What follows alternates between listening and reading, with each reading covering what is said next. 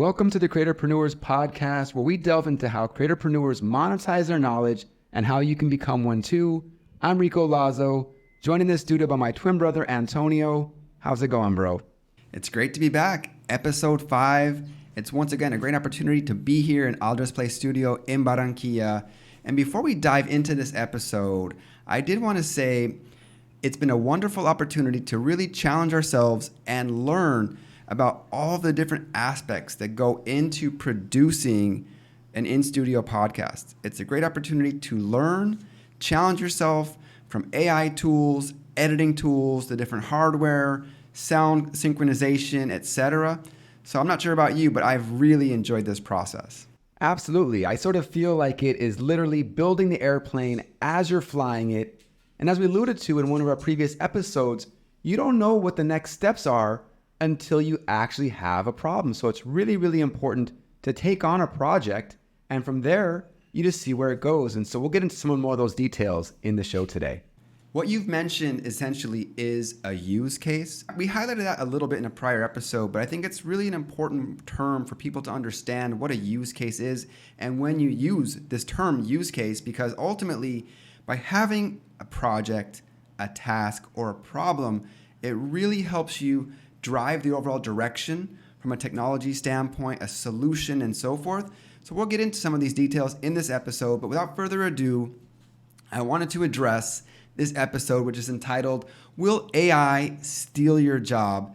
And unfortunately, I was really impacted by one of my favorite creators out there, Christopher Claflin on TikTok. If you haven't followed Christopher, you should definitely check out his material.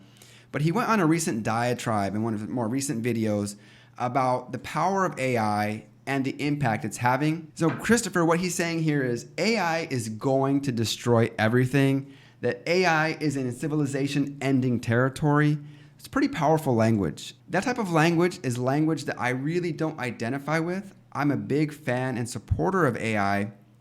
And so for me to better understand his position, I didn't want to just accept what he was saying at face value. No, I took it upon myself to do primary research on artificial intelligence to really understand the dynamic of where we're at today.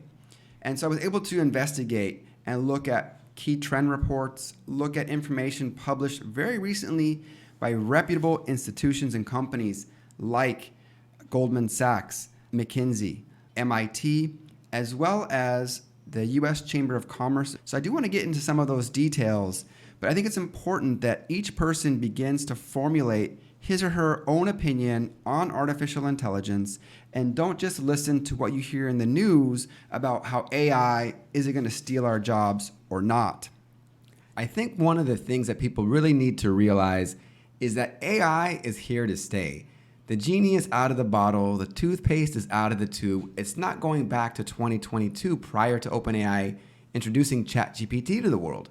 So what did you find in your research, Antonio? I was listening to a recent podcast in which Mark Zuckerberg, the CEO of Meta, who owns Facebook, clearly, he was featured on the Morning Brew podcast, and they covered a wide array of topics, many of which were about Facebook, about Meta, about some of their new tools and projects and products coming out and so forth. But one message in particular was his response to the question of, should I be worried about AI displacing me, replacing my job? And the build-up to this question was making mention of this notion of the severe amount of layoffs in the tech sector.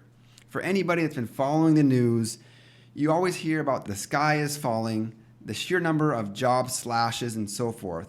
And it does beg the question, where are these people going? When you hear so far in this year, if you look at layoffs.fyi, this is a website that tracks in detail the number of layoffs and the total number of companies performing these layoffs. So you can get a really good comparison. It goes back as far as 2022, so post-pandemic, and you can see how on a daily, weekly, monthly basis, you're seeing these numbers go up. They're not going down, they're going up. But in the case of Meta in particular, Mark Zuckerberg said in this year of efficiency, his organization is really not looking to rehire people that have left on their own accord and so forth, but really looking to do more with less. I think it's common phrasing you'll hear from upper brass in organizations and so forth, but he said that he's found significant value and streamlining the operation and just looking to operate in a more efficient manner. And he said that in the case of Meta in particular, AI had zero impact on those jobs that were ultimately cut from Facebook. Yeah, I think it's very important to present both sides, the very optimistic or less sort of Chicken Little, the sky is falling. But I also wanted to present another perspective. Tyler Perry, the well-known producer, director, and actor, stopped an investment opportunity of investing $800 million into a project to grow his sound studios and video production studios in Atlanta, where he's based, because he was so impressed by OpenAI's Sora and seeing what can be done from text to high definition video. Amazing stuff. And he wants to play that wait and see game to see how that's going to impact the Hollywood industry. But I don't want to present a sort of fatalistic approach. I really want to highlight this notion of being proactive versus reactive. And I know you have some more insight to share from some of these reports. Do you want to go into the next report? Yes, in fact, I do want to make one comment, however, on the Sora technology being put out by OpenAI. If you have not yet looked at Sora, look at the videos, and you really will understand where this fear-mongering is coming from and understanding Tyler Perry's perspective. Clearly, he's not wanting to wager $800 million if Sora, at the snap of fingers, comes out tomorrow and can do all that work for free or for at a fraction of the cost. So clearly I understand that. But I first want to start probably with the MIT report. Now, this MIT report is a report that is not in its final publication yet, but they have released it to the public. And I think the key message here is that artificial intelligence is simply too expensive to implement on a wide-scale basis for every kind of job that exists. They took a very specific approach and looked at what they called computer vision. Now, computer vision are basically roles that requires sight to perform a particular task.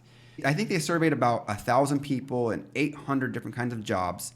But one example that you can look at is a baker. The baker, he's basically kneading the bread, baking the bread, etc. That kind of job could be outsourced by AI.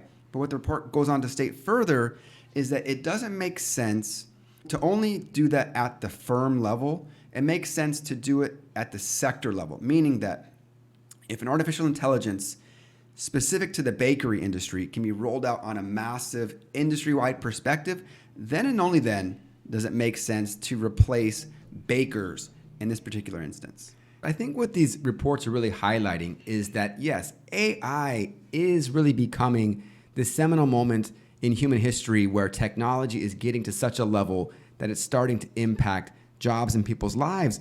But just going back to what I was saying about being proactive versus reactive, people have lost jobs, and I don't want to be insensitive about people losing jobs. But what I've seen a lot of on LinkedIn is people talking about losing jobs and not really knowing what to do. The opportunity to find jobs has been difficult. It's taking more time. They're just not very satisfied with the responses. They're applying for multiple jobs. And I just really want to challenge people that you need to invest in yourself. In my own journey as a creatorpreneur and as an entrepreneur, I really feel that the cheat code is investing in yourself. When you invest in yourself, you are able to learn skills much more quickly and much more easily. And I think what's key is invest in courses or in coaches who are further along than you are in any given skill set. And I think that AI, because it is so important, this is a time to really get started. And what this research is showing, some very valid points you've mentioned, Rico. What this report by MIT, as well as a report from McKinsey, and I'll step into some of those details here in a second, is really about this AI paradox, this notion of improved productivity versus job displacement. And so going back to the MIT report just for a second, they're stating that even if an AI system is put in place, the implementation costs and the maintenance costs are significant. So that's really where companies are looking to understand, does it make sense? Now, McKinsey takes it a step further and says, hey, 70% of business processes can be automated in some capacity by 2030. So as you like to say, that's all about reading the tea leaves. It's about reading the writing on the wall. For the audience and those tuning in, this is really your call to sort of wake up and recognize that if you're not yet utilizing these AI tools, now is a great moment to do so. I wanted to elaborate a little bit more on what the AI paradox is. AI certainly is going to displace workers. It is going to eliminate jobs. I think there's no question about if that's going to happen. It's really about the when is that going to happen. But the reason it's a paradox and the irony in this is that the same AI technology is also going to be instrumental in training people for the new jobs that are going to be created. Even in content creation itself, this was a profession that didn't even really exist until smartphones became powerful enough for people to be able to create short form video content. It ushered in the portrait 9/16 format, video format, from the traditional landscape format. So just this notion of content creation is an example of how new jobs get created when technology comes into the forefront. So smartphones, iPhone comes out, suddenly people are creating videos that they didn't have access to prior to that. And I also wanted to go back to this notion of a use case. I still truly believe that the reason people are not adopting AI tools is because they haven't found a use case that really resonates with them. And I just wanted to contextualize this through an example of working with a client. One of my clients is an IT recruitment manager working in HR, and her job is to place Latin American developers and programmers and software engineers into firms in the United States. The challenge for her is that many of these job candidates are coming to her with resumes in Spanish, and she's telling me, Rico, I just don't know what to do. I said, all you have to do is leverage the power of AI to not only translate these into English, but even make them better. And when she learned of this discovery of AI being able to make a big difference in her job, it was a huge opportunity to expedite her work, make her more efficient and more productive. And so much so that the chief people officer at her company said, we need to embrace AI to be able to make an impact in this very specific way. Very touching story, and in fact, you covered many of the topics presented in the McKinsey report. I do recommend individuals who are interested in learning about AI, whether it's at the individual level or at the organizational level, being a more senior executive, for example, to examine this report. And the 3 additional points I wanted to highlight, you've already touched upon at this individual contributor or manager level, is this notion finding a use case. Now, for those that have not yet used AI in their day-to-day jobs or lives, don't feel like you're left out in the cold just yet. That is one point this report does call out, however, is that if you do not use AI now and you're starting to go forward and just don't use it, you will get left back. Secondly, to my brother's point, as a business executive, as a business owner, as an individual contributor, solopreneur, creatorpreneurs, now is the time to identify a use case and just get started. You can always change and try something else. So whether it's software editing, whether it's recruiting as an HR manager, etc., that's just a use case, and go with it and experiment and see how the tools can support you. And lastly, what the McKinsey report does say is that there are riches to be had for those that pursue careers in AI. Those that can either retool or upskill and become experts in AI, they will be rewarded handsomely by getting numerous offers, either internally, getting recruited to go to other organizations, being able to do a coach or consulting business on the side. Now is the time to do it, and we're truly at the tip of the iceberg when it comes to AI implementation, AI tools coming out. There are constantly new tools out there, but we are just at the beginning of this journey. So I think it's the call to action to our listeners and those tuning in is get your hands wet on these AI tools. Absolutely. Just again, to contextualize this, if there is a storm brewing and it's going to come into town, why not take the necessary precautions? Why not get ready? It's really just allowing you to do your due diligence to be ready for the future.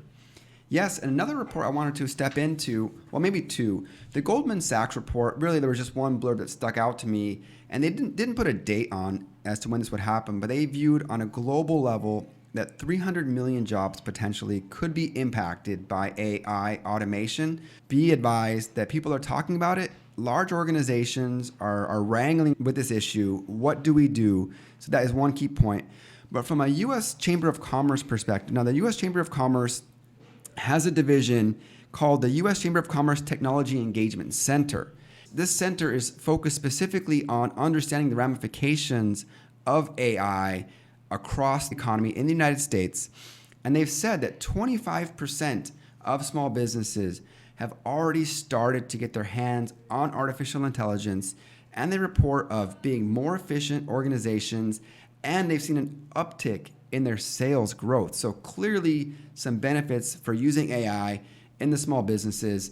I'd like to get your perspective on that, Rico. One of the key things to remember is that 25% may sound like a decently large number, but when you look at small businesses in the United States, that is the backbone to the US economy. And if only 25% of businesses are investing in AI right now, that is a huge opportunity for businesses to learn more. And again, I love to contextualize this with client stories. I want people to truly understand how it is you can start to embrace AI technology. So one of my clients that I'm working with now is a manager of a restaurant in the LA area in California. And he actually was put into contact by the owners of the restaurant. They wanted to take this gentleman who's originally from Mexico and help him polish his communication skills as the operations manager. When he came to me, he really wanted to work on improving his pronunciation, his business English, etc. And I started to work with him, and I realized that he had never utilized AI tools. And so I worked with him, showing him ChatGPT and how this can help him transform his writing skills, because one additional skill he wanted to improve on was just his ability to write better emails to his staff. He writes emails in English to the managers, and in Spanish, he writes messages to then be able to send those out to his staff. And I showed him that he can use ChatGPT to craft better emails as well as to translate those emails into Spanish. This literally blew his mind. And what's more is that the owners themselves aren't even using AI. So again, the opportunities to use AI tools allows individuals to be more productive and be more efficient. But I also wanted to highlight another key distinction mentioned in this report is this notion of the difference between upskilling versus retooling or retraining. But upskilling, all that means is you are leveraging tools that are going to help you do your job better. So in the case of this restaurant manager, this operations manager, by leveraging AI tools, he is able to improve his communication skills, thus being more productive and efficient. Whereas in our case, we both alluded to in episode 1, we happen to take career sabbaticals right as OpenAI introduced ChatGPT. So we've had an opportunity to both be retrained and retool learning these tools. So whether you're working currently and not using AI, that's an example of upskilling. Use it now in your current role. How can you be better? Or if you're considering starting a side hustle or even leaving to start your own business, use AI and you can retool and be much more effective and productive in that new endeavor. Some great examples you've mentioned, Rico, and I want to make sure it's clear for the audience who may be saying, well, it's great for this HR operations manager. He's got this use case. I'm not sure it was clear on how he actually ended up working with you, but the notion here to the audience listening in is you don't have to hire a coach to walk you through these AI tools. Harkening back just for a moment to the McKinsey report, the McKinsey report clearly states these AI tools are ubiquitous, they're open to everybody, and many instances of their use are simply free. For example, in the Microsoft suite of products that you can use either at the enterprise level or at the home level, you'll be in Microsoft Word, in PowerPoint, Excel, and you'll see literally these pop-up windows that come up. Now, the natural reaction may be to close them out, but these are not pop-up ads. These are not advertisements. These are actually tools wanting to help you perfect your prose, perfect the way you write emails, and that's just one example. I want to say it's not fair to say that, okay, the writing's on the wall, what do you do about it? So clearly, you can start experimenting on your own, you can hire a coach, or you have the opportunity here to look at saying, look, the U.S. Chamber of Commerce, as a federal entity, recognizes the ramifications of artificial intelligence, and they truly are trying to get out in front of this situation. And in addition to structuring some programs and some departments internally, they have communicated directly to Congress. In fact, the VP of the U.S. Chamber of Commerce recently, in September of last year, issued a detailed 9-point report to Congress to really bring them up to speed on the state of artificial intelligence in the US economy. I'm not going to name all 9 here. However, I do want to list one. This is point number 7 in the letter, in which they talk about this notion of creating the Department of Commerce strategy on worker training and reskilling.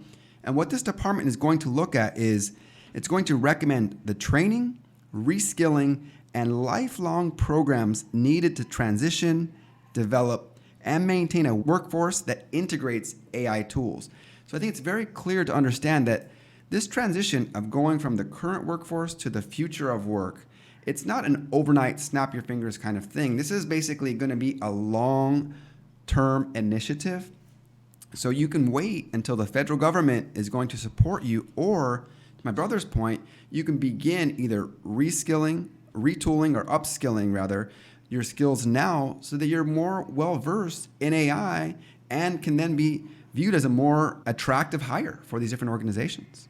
And I think that anytime a problem arises, a crisis arises, there's always opportunity. So if you are a content creator, an aspiring content creator, or an educator even, by learning these tools, you can be the person ushering in these training opportunities. You can be literally creating courses, online classes, webinars, opportunities to coach, etc. So the idea is the government is going to need people to implement these programs. But even before then, why not look at this as an opportunity to create a business and meet this gap, to this shortfall of people who are going to need to be trained?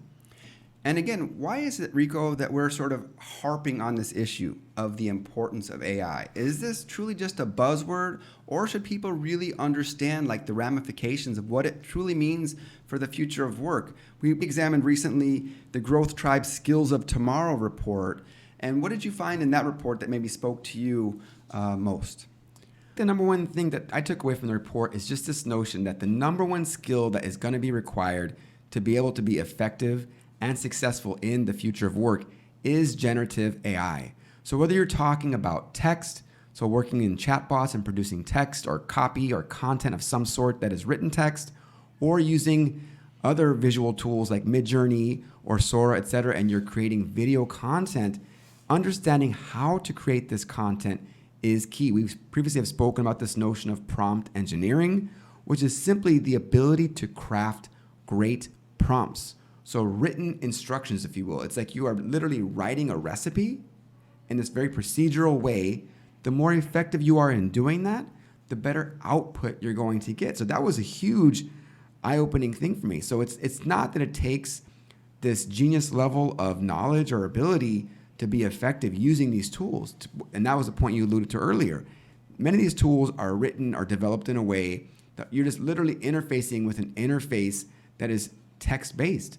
You're typing in a question or a statement to get output that you're looking for. Instead of chatting with a human, your mom, your best friend, a group of friends, etc., you're chatting with a chatbot that is built upon these large language models, this artificial intelligence infrastructure, if you will, and you're getting very, very detailed response. And the reason, again, why we mentioned the importance of use cases in particular, if we look at this podcast for a moment, it's really become this platform for you and I to work on different issues, different challenges coming up. And I wanted to highlight a couple that we've recently come across.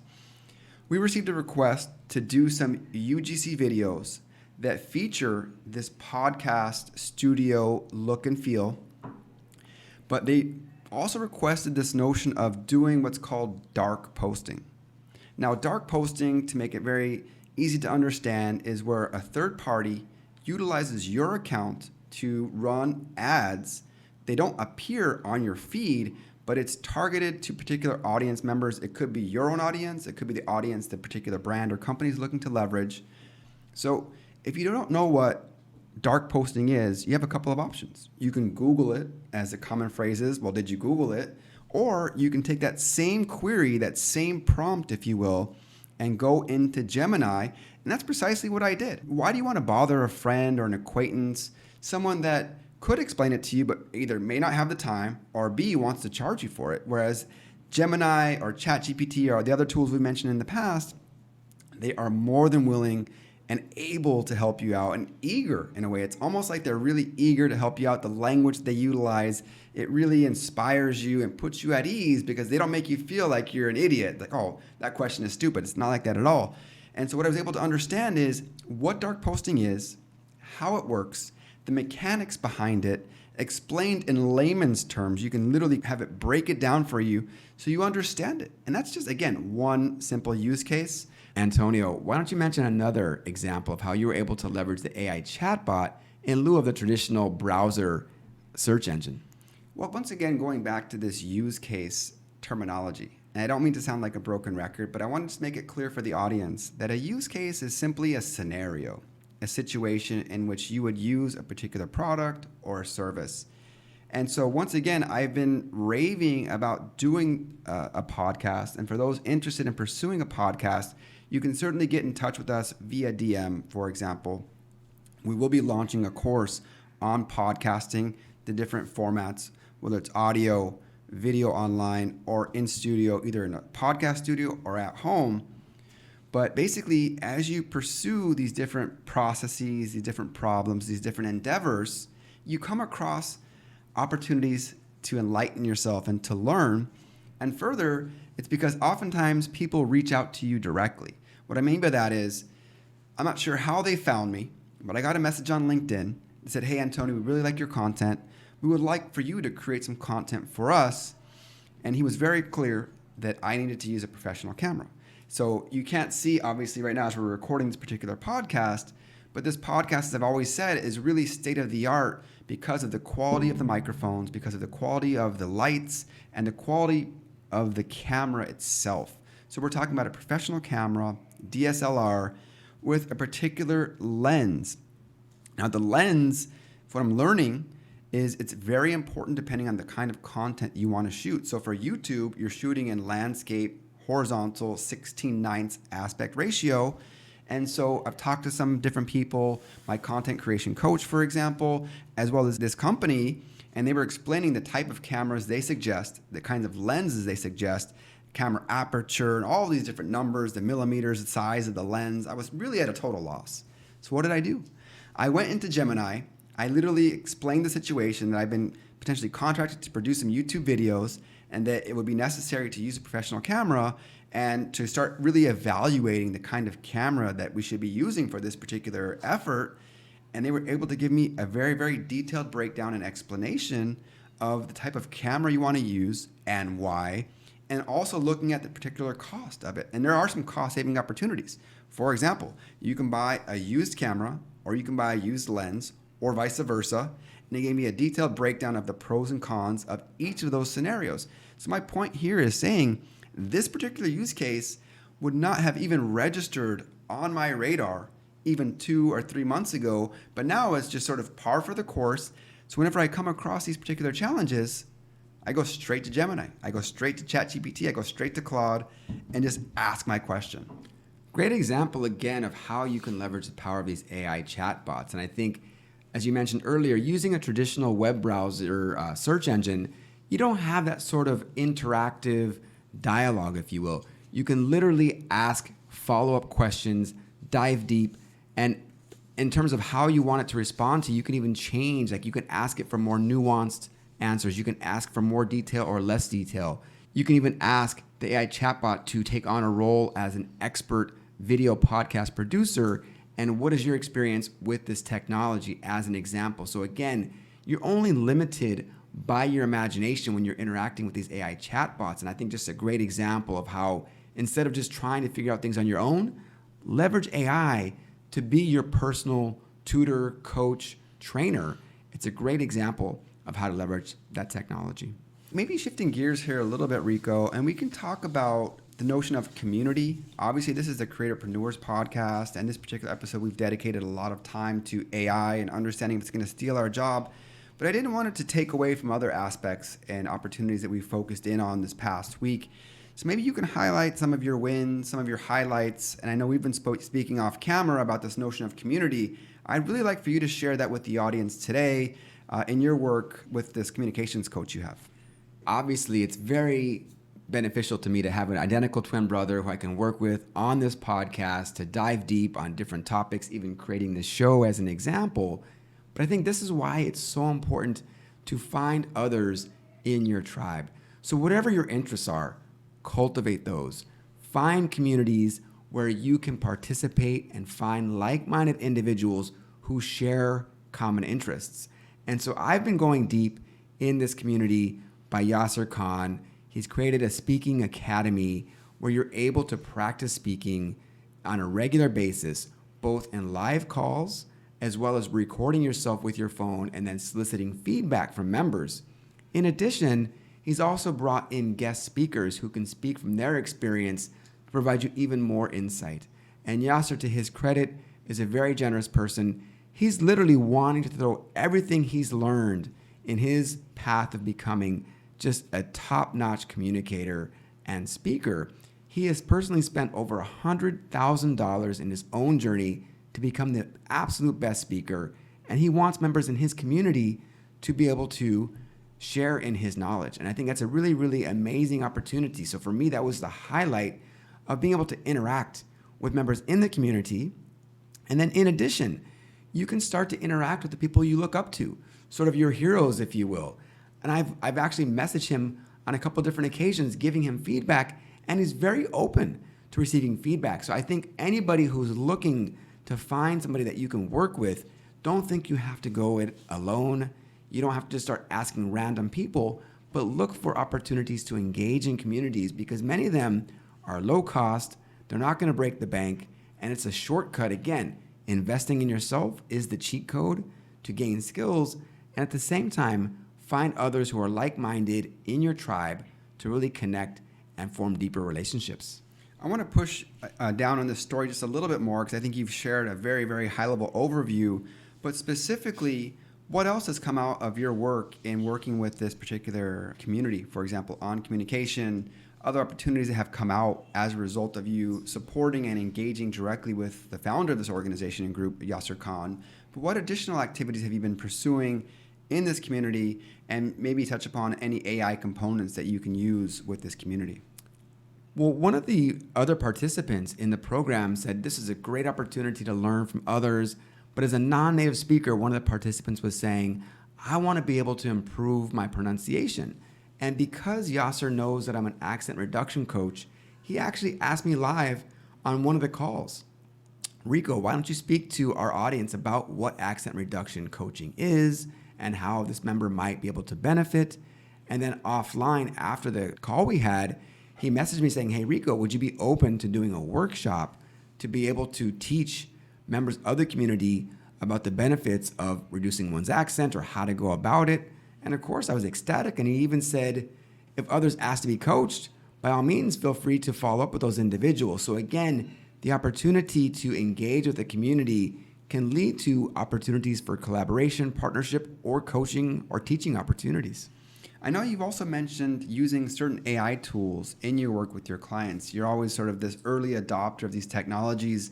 We may have touched upon it in a prior episode. I know with the ChatGPT current version 4, which is the paid for version, you've been interfacing with this tool utilizing the voice prompts. Can you maybe touch upon that for the audience who has not yet done that? I know you were mentioning it to our father via WhatsApp to do this as a learning tool because he's studying Italian. So what are some of the use cases, and how do you approach the tool, first of all, and maybe explain some of the ways in which you can use it to further your endeavors, whether it's language, accent reduction, or otherwise?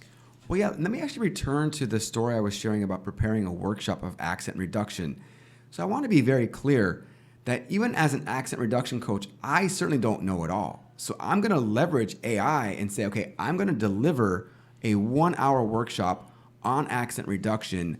What are the tips or strategies that I should be incorporating into this training to make it as interactive and really meet the demands of the participants as best I can? So I'm definitely going to leverage AI before I deliver this workshop in order to be able to deliver the best possible training I'm capable of. But to speak specifically about the ChatGPT voice and returning to this operations manager, this gentleman from Mexico who's helping run these restaurants in the LA area, I was showing him just ChatGPT, how he could improve his emails, etc. But then I showed him something that really, really blew his mind, and that was the ChatGPT voice feature. He was asking me, what else can I do to become the best absolute manager that I can be? And again, I've worked with many small businesses in working with their employees to help them improve as communicators. But I said, all you have to do is ask good questions. So I told my client, I said, ask ChatGPT. I literally pulled out my phone during the training with him. And I said, ChatGPT, I'm an operations manager of a restaurant. What are the 5 things I can do to be the absolute best manager I can be? And then ChatGPT begins to pontificate, if you will, to basically say, these are the things you can do. And the first thing that it mentioned was to improve your communication skills. So again, as I alluded to earlier, by being able to communicate more effectively, both in written format as well as having conversations, you can use ChatGPT as a coach through this voice prompt feature. I think there's just some phenomenal stories you've mentioned, how these tools, artificial intelligence in particular, is really starting to impact people's lives, but in a positive way. When we do talk about this AI paradox, this notion of the productivity here. So here you have this restaurant manager, operations manager, he's upskilling, he's retooling, et cetera, to further his ability to be a better manager. But it's a very positive experience. He's becoming more productive. So in a way, he's already assumed this position because of his knowledge. He speaks English, he speaks Spanish, he's able to interface with the restaurant managers, all the employees. He's been sought out by the big boss to support his organization. And in doing so, he's adding a very, very valuable tool to his toolkit. And that's, I think, the key message here is that don't fear AI, leverage it, because AI, it really is your buddy. It's like your virtual assistant that, again, is more than willing to support you in your journey or in your quest. And I think also for the audience here who may still have trepidation as to, well, I just don't know when I would want to use AI, you literally can ask any question, any challenge. And in fact, we talked about Pi.ai as one of the key tools, I think in the last episode potentially. And what's great about it is the difference in format versus maybe Gemini or Claude or ChatGPT is that it's almost like speaking to a psychologist, a therapist, a best friend, someone you just want to have a rant about. And it's just very, very refreshing. I think it's Simon Sinek who has this notion that when you're troubled or you have a challenge, you can reach out to your friend. They only need to dedicate 8 minutes of their time to make you feel better. And that same sensation can come across in your interaction with this AI tool. And so I think that's what I'm really trying to purport here on this show, going back to the opening statement about Christopher Claflin having sort of this negative perspective on AI. The sky is falling, it's gonna end the world as we know it. I just do not support that line of thinking. And I want to say to people here that, use that AI, challenge yourself, upskill, retool, and the rewards are just around the corner. Yeah, and what I want to say too is I think that a lot of people today obviously spend a lot of time, probably too many hours per day on their phone. And what AI really affords you is an opportunity to learn things and do a deep dive on whatever your interests are. I think one of the worst pieces of advice is follow your passion. A lot of people don't even have a passion that they can articulate like what they want to do. I much prefer this notion of cultivate your interests. So what does that mean? That means go down the rabbit hole, meaning just keep on asking questions to learn more about a given topic.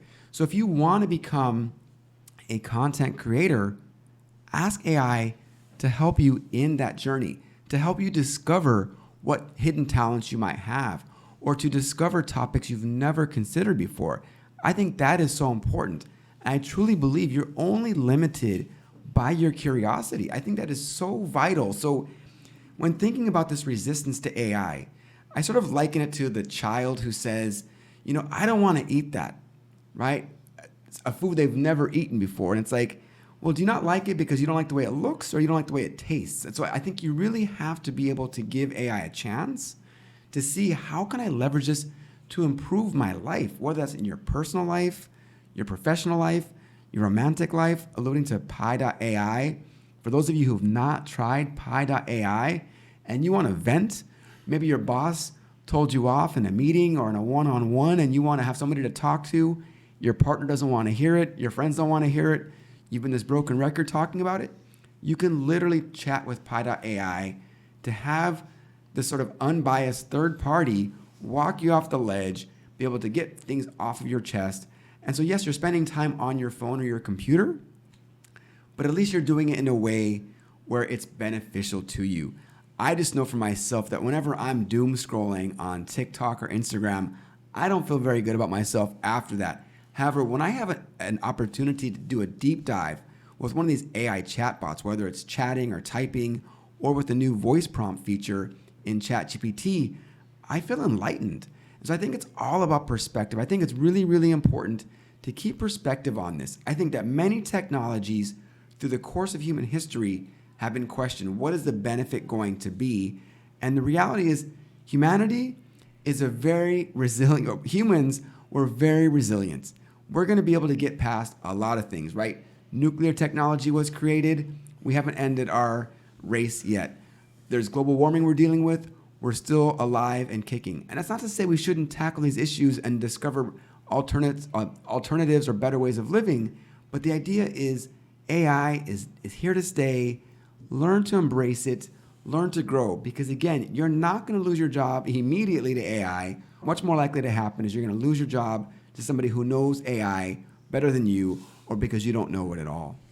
One other point mentioned in the McKinsey report, and I want to mention this, is that AI is a great tool to train yourself, whether it's in a professional capacity or you have a hobby and interest you want to learn about. As a bilingual content creator, even though I feel very well versed in both languages, native English, bilingual with Spanish, there are times that I'm challenged to translate some of my content into Spanish. I'm more dominant in English, even though I've been in Latin America for several years now at this point. But when you go into, say, Gemini, it's been my favorite AI chatbot as of late, and you can literally put in a transcript of a particular text you're trying to translate, and you're able to massage the message by focusing on this notion of nuance. And this is where AI struggles versus, I think, human knowledge.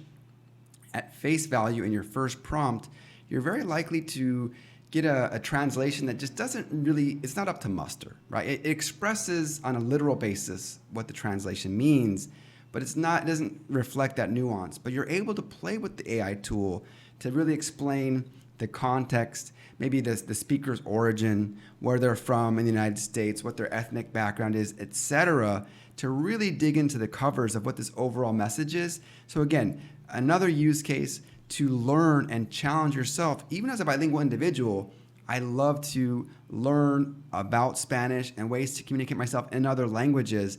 And that's just one other way you can do so with these chatbots. And I just want to add a little bit of context to that as well. I think that when you're learning how to use these tools, it's a great opportunity to stay on one platform. I, of course, use Google Translate, Reverso.net, or DeepL for translation, but there's something to be said to be able to interact with the chatbot as though you were speaking to somebody. To your point, I want some additional nuance. This translation was a little stiff. It was not maybe as informal as I need it to be, or the shades of meaning that I want to get into. You can do this, and Gemini has really, really blown me away. And so I want to just do a call to action to the audience listening in or viewing this podcast.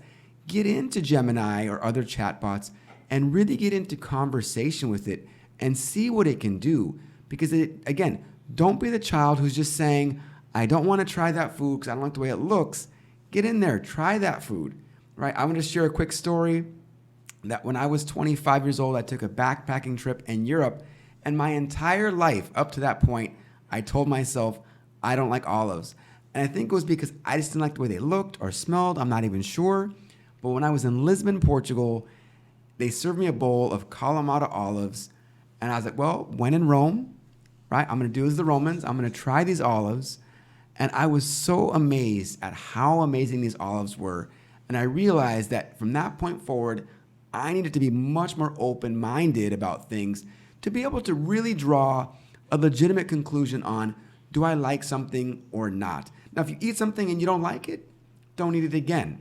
But a good buddy of mine always says, I'll try anything once and twice if I like it. And so I think the same thing with AI tools. try the tools, see which ones you like. You don't need to like all of them, but definitely try enough of them out to really get a sense of how can I benefit from using these tools. What a fantastic discussion on AI. This is certainly not going to be the last discussion. Clearly, artificial intelligence is here to stay. I know looking forward, we're going to continue down this path of doing these weekly episodes.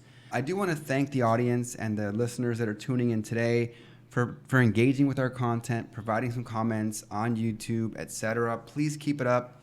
We would love to hear back from you on additional topics that maybe we haven't yet covered, or if there's a topic that we've touched upon lightly and you want us to do a deeper dive. We're certainly open to that feedback.